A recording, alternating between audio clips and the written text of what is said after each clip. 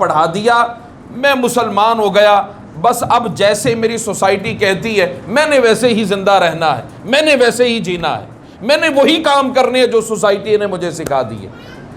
تو بھائی کبھی آپ نے یہ سوچا کہ ہمارا اسلام کیا عطا فرماتا ہے ہمیں، اور کس چیز کی نصیحت کرتا ہے، اور کن چیزوں کی تعلیم دیتا ہے ہمیں؟ ہمیں چاہیے کہ ہم اس راستے پر چلیں کہ جس راستے پر چلنے کا اللہ نے حکم دیا ہے۔ بتوں کی پوجا کرنے والے، وہ جب بتوں کی پوجا کرتے تھے تو وہ پوجا کیوں کرتے تھے؟ اس لیے کرتے تھے کہ بت کسی کو حکم نہیں دیتا، بت کسی کے لیے احکامات کو نافذ نہیں کرتا۔ جب کوئی حکم نہیں ہے اور نافذ العمل نہیں ہے اور کرنے کے لیے کوئی کام نہیں ہے تو پھر جو چاہے آپ جیسے چاہے اس کو مانے۔ تو اللہ رب العزت کو جب ماننا ہے تو پھر کیسے ماننا ہے؟ پھر اس کے احکامات کو ماننا پڑے گا، اور جو جو اللہ پاک نے حکم دیا اس حکم کو بجا لانا پڑے گا، اور جن جن چیزوں سے اللہ پاک نے منع فرمایا ہے ان سے باز رہنا ہوگا۔ یہ ہے اسلام، اور یہی ہے تقوی، اور یہی اللہ رب العزت اپنے محبوب جو امتی ہیں ان سے وہ تقاضا کرتا ہے۔ اب ڈاکٹر کے پاس چلے جائیں، ڈاکٹر کے پاس، بھئی ظاہری بات ہے کوئی مرض ہوگا تبھی تو جائیں گے نا۔ تو جب آپ ان کے پاس جاتے ہیں تو وہ آپ کو ایک پرسکرائب کرتے ہیں، پرسکرپشن دیتے ہیں، اس پر لکھ دیتے ہیں یہ ادویات ہے، یہ کھائیں گے صحت یاب ہو جائیں گے۔ آپ وہ ادویات کھاتے ہیں، آپ صحت یاب ہو جاتے ہیں، کچھ دن گزرتے ہیں پھر بیماری آ جاتی ہے لوٹ کر، پھر آپ ڈاکٹر کے پاس جاتے ہیں تو ڈاکٹر کیا کہتا ہے؟ وہ کہتا ہے کہ میں نے آپ کو دوائی کے ساتھ ساتھ کچھ پرہیز بھی بتائے تھے، کہ آپ نے وہ کیے ہیں؟ اگر وہ نہیں کیے تو پھر بیماری پلٹ کر آ سکتی ہے، اور بیماری کبھی ڈسپرین سے ٹھیک ہو جاتی ہے، پیناڈول سے ٹھیک ہو جاتی ہے، مگر کئی دفعہ اینٹی بائیوٹک دینا پڑتی ہیں۔ مگر کچھ بیماریاں ایسی ہوتی ہیں کہ جو اتنی مہلک ہوتی ہیں کہ ان کے لیے کیموتھراپی ہوتی ہے، جیسے کینسر کی بیماری ہے۔ تو مہلک بیماریوں کے لیے علاج بھی ویسا ہوتا ہے، اور پھر بعض اوقات ایسا ہوتا ہے کہ مرض آہستہ آہستہ اتنا بڑھ جاتا ہے کہ پھر ڈاکٹر کہتا ہے کہ اب اس مریض کے بچنے کی کوئی امید نہیں ہے۔ تو دوستو اسی طرح ہمارے روحانیت جو ہے، ہماری روح جو ہے، اس کو بھی بیماری لاحق ہوتی ہے۔ اس کے لیے بھی کوئی ڈاکٹرز ہیں، اس کے لیے بھی اطباء ہیں، حکماء ہیں، اس کے لیے بھی علاج چاہیے۔ اس علاج، جب وہ علاج ہوگا تو طبیب کہے گا، روحانی طبیب، مرشد کہے گا، رہنما کہے گا کہ بھئی یہ تمہیں پرسکرائب کر رہا ہوں، یہ عبادت کرنی ہے، یہ ذکر کرنا ہے، اس وقت یہ ذکر کرو گے تو یہ ملے گا، تہجد گزار بنو گے تو تم پر رحمتیں نازل ہوں گی، تمہاری روح ٹھنڈی ہوگی۔ پھر گناہوں سے بچنے کے لیے بھی وہ کچھ پرہیز بتاتا ہے۔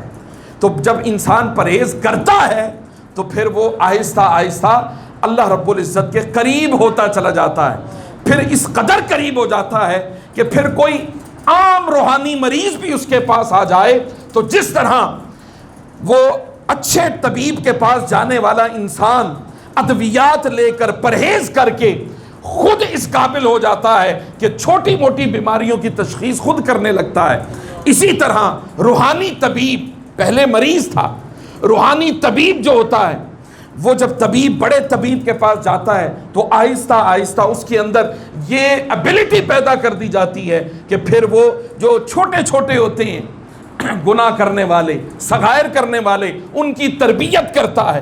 وہ تربیت کرنے سے پرسکرپشن ہوتی ہے، وہ تربیت کرنے سے پھر وہ بھی گناہ چھوڑ کر وہ بھی پھر اللہ کی عبادت کی طرف آتا ہے، وہ بھی ریاضت کی طرف آتا ہے۔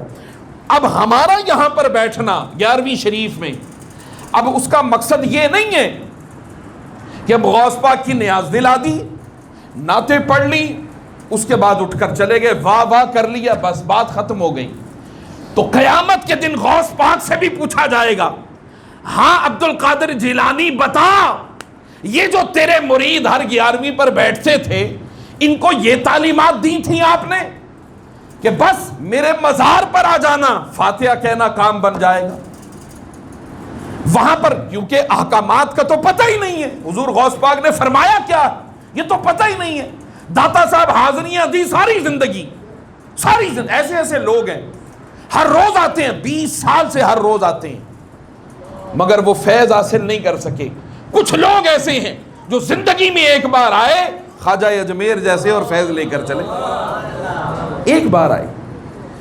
کوئی ایسا ہے حضرت علامہ خادم حسین رضوی رحمت اللہ تعالی علیہ جیسا، کسی نے پوچھ لیا حضرت عمرہ کرنے نہیں جاتے، لوگ ٹکٹیں ہاتھ میں پکڑے بیٹھے ہیں، کہنے لگے عمرہ کرنے کے لیے میرا بڑا دل چاہتا ہے کہ جاؤں، بار بار جاؤں، مگر ایسا نہ ہو مدینہ طیبہ میں حضور کے در پاک کے سامنے کھڑا ہو جاؤں، حضور مجھ سے پوچھ لیں اے خادم رضوی میرے دین کا کام پڑا تھا، وہ کیا ہے کہ نہیں کیا. سوچ میں فرق ہے. 11ویں منانا اور بات ہے، 11ویں والے کو ماننا اور بات ہے. حضور شیخ عبد القادر جیلانی رحمت اللہ تعالی علیہ، کہیں ان کی تعلیمات میں آپ دکھا دیں مجھے کہ انہوں نے کہا جاؤ مزارات پر جاؤ اور جا کر وہاں دعائیں کرو سارے کام ہو جائیں گے، سارے بگڑیاں آپ کی بن جائیں گی. نہیں، انہوں نے فرمایا اللہ کی بارگاہ میں توبہ کرو. یہ حضور غوث پاک نے فرمایا. غوث پاک سے پوچھا آپ کو ولایت کا اتنا بڑا رتبہ ملا؟ فرمانے لگے درست العلم حتی صرت قطبا. یہ رتبہ ایمی نہیں ملا، یہ علم حاصل کرتا تھا، درختوں کے سوکھے پتے کھاتا تھا، فاقے کاٹتا تھا، پینے کے لیے ملتا تھا، کبھی نہیں ملتا تھا. آج جو یہ مقام دیکھ رہے ہو یہ علم پڑھتا پڑھتا اس قطبیت کے مقام پر پہنچا ہو. کتنے ہیں ہم جو ہر روز قرآن اور حدیث کا علم سیکھتے ہیں. ہمیں اپنی اصلاح کے لیے پتہ ہے بیماری کے لیے کون سی دوائی چاہیے کون سی نہیں چاہیے، پیٹ درد کے لیے بیسکوپین چاہیے، فلیجل چاہیے، نوویڈیٹ چاہیے، ہمیں سب پتہ ہے. مگر کیا پتہ ہے کہ ہمارے اپنے ایک روحانی بیماریاں بھی لگ رہی ہیں ہمیں، اور اس سوسائٹی میں تو وہ بیماریاں اور بڑھ گئی ہیں. اور سب سے بڑی بیماری وہ ہے فحش کلامی، گالم گلوچ. ہم بات میں کرتے ہیں، پہلے گالی دیتے ہیں. ہمارا کلام بعد میں ہوتا ہے، گالی پہلے ہوتی ہے. ہم رزق حلال کما رہے ہوتے ہیں مگر رزق حلال کے اندر اس کو حرام کیسے کرتے ہیں؟ گالیاں دے دے کر کرتے ہیں، فحش کلامی کرتے ہیں، بدتمیزی کرتے ہیں. فرمایا یہ جو فحش کلامی ہے، ایاکم والفحش فإن اللہ لا يحب الفحش ولا تفحش. اپنے آپ کو فحش کلامی سے بچاؤ، بے شک اللہ تعالی فحش کلامی اور بتکلف فحش کلام کرنے والے کو پسند نہیں کرتا. ایک تو ہے فحش کلامی کرنا، ایک ہے بڑی دلیری سے کرنا. ہم کہتے نہیں او یار ذرا تو سائیڈ پر ہو، میں اس سے بات کرتا ہوں. اس کو ہم حق سمجھتے ہیں اپنا. اور پھر دینداروں کا بھی یہی معاملہ، جو دین کا دعویٰ کرنے والے ہیں اصل دیندار تو سمجھتے ہیں اس بات، فحش کلامی سے بچتے ہیں. یہ فحش کلامی کرنے والا آقا دو جہاں صلی اللہ تعالی علیہ وسلم نے فرمایا قیامت کے دن جہنمی بھی سے پناہ مانگیں گے. کیا؟ وہ فحش کلامی والا اس کے منہ سے خون ٹپک رہا ہوگا، پیپ نکل رہی ہوگی، اتنی بدبو ہوگی اس کی، اور اتنا برا چہرہ ہوگا کہ وہ جن کو عذاب ہو رہا ہوگا وہ ہاتھ جوڑ کر کہیں گے ہماری جان چھوڑو، ہم پہلے عذاب میں گرفتار ہیں، اوپر سے تمہاری یہ بھیانک شکل ہمارے سامنے. فحش کلامی کرنے والا. فرمایا تم لوگوں کو گالیاں دیتے ہو. مومن جو ہے، مومن تان کرنے والا، لعنت بھیجنے والا، فحش گوئی کرنے والا اور بد کلامی کرنے والا وہ ہو ہی نہیں سکتا مومن. کیا؟ مومن نہیں ہو سکتا جو فحش کلامی کرتا ہے، جو دوسروں پر لعنت بھیجتا ہے، جو بد کلامی کرنے والا ہے. جب بھی اس کے پاس بیٹھے ہمیشہ اس کے کلام سے بدبو آتی ہے، گالیاں آتی ہیں، کوئی نہ کوئی غیبت آئے گی، کوئی نہ کوئی چغلی آئے گی، جھوٹ بولے گا. اور جب بھی اس سے بات کریں گے جھگڑا کرنے کو پڑے گا. تو ایسے لوگوں سے فرمایا یہ پہچان، یہ علامت ایمان والوں کی نہیں ہے. پھر آقا دو جہاں صلی اللہ تعالی علیہ وسلم نے فرمایا، المعجم الکبیر اور الطبرانی اس میں حدیث آئی ہے، آقا دو جہاں صلی اللہ علیہ وسلم نے فرمایا الجنت حرام علی کل فاحش ان یدخلها، فرمایا جنت ہر اس شخص پر حرام ہے جو فحش کلامی کرنے والا، وہ اس میں داخل نہیں ہوگا. جو بد کلامی کرنے والا ہے وہ اس میں داخل. ہم تو دوسروں سے بد کلامی، یہ تو ہماری پریکٹس ہوتی ہے، باقی ہمیں جو کھلی چھٹی ملتی ہے وہ تو گھروں میں ملتی ہے. کوئی بہن فحش کلامی سے بچی نہیں ہے، کوئی بھائی فحش کلامی سے بچا نہیں ہے، کوئی بچہ فحش کلامی سے نہیں بچا. ہم اپنے بچوں کی تربیت کرنے میں کبھی خیال نہیں کرتے. میاں بیوی کا جھگڑا ہو رہا ہوتا ہے، سالے بہنوئی کا جھگڑا ہو رہا ہوتا ہے، مگر اس میں سارے کا سارا اثر بچہ لے رہا ہوتا ہے. یہ جس علاقے میں ہم بیٹھے ہیں یا تو ایک عام سی بات ہے، بات ہی کوئی نہیں ہے، میاں بیوی کا جھگڑا، بھائی بھائی کا جھگڑا، ایسی ایسی گالی نکالیں گے اور پھر بچوں سے پوچھتے ہیں تم نے یہ سیکھی کہاں سے؟ کس سے سیکھی؟ سکھانے والے تو آپ ہیں.